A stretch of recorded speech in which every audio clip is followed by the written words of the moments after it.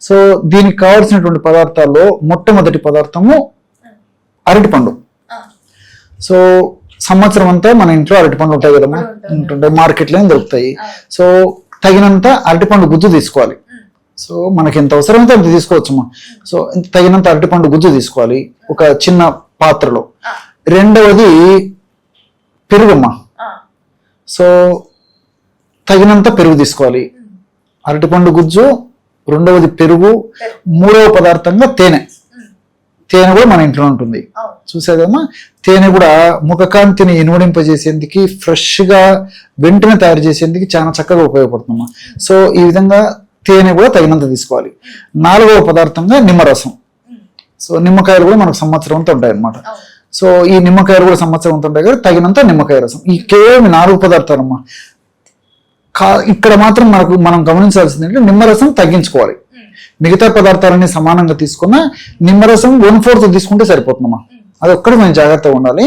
So ఈ 4 పదార్థాలు బాగా కలపడం వల్ల బ్రహ్మాండమైనటువంటి ఫేస్ గ్లోని కలుగజేసేటువంటి మెడిసిన్ రెడీ అయిపోతుంది. ఆహార ఔషధం అని చెప్పుకోవచ్చు. ఆ విధంగా తయారు చేసుకున్నటువంటి ఔషధాన్ని అప్లై చేసేసి ఫేస్ అంతా జస్ట్ ఒక ½ అన్ అవర్ తర్వాత చల్లటి నీళ్ళతో కానీ గోరువెచ్చని నీళ్ళతో కానీ కడిగేయడం వల్ల చాలా ఆశ్చర్యపోయే రిజల్ట్స్ వస్తాయమ్మా. అంత ఫ్రెష్గా తయారైపోతుంది ఫేస్ అనమాట. ఆ యొక్క ప్రభావం కూడా దాదాపు 5-6 గంటల సేపు ఉండేదానికి అవకాశం ఉంటుందమ్మా. ఎందుకంటే దీంట్లో ఉన్న పదార్థాల యొక్క గుణం అలాంటిది కాబట్టి ఈ చర్మ భాగానికి, ముఖ్యంగా ముఖం మీద నుండి చర్మ భాగానికి చక్కటి రక్త ప్రసరణ కలుగజేసేసి, చక్కటి పోషకాంశాలను అందజేసేసి, అంతేకాకుండా ముఖం మీద నుండి చర్మానికి చక్కటి ఆక్సిజన్ అందజేయడం వల్ల ఆ యొక్క ప్రభావము దాదాపు చెప్పాను కదమ్మా 5 గంటలు పైన కూడా ఉండడానికి అవకాశం ఉంటుంది అనమాట.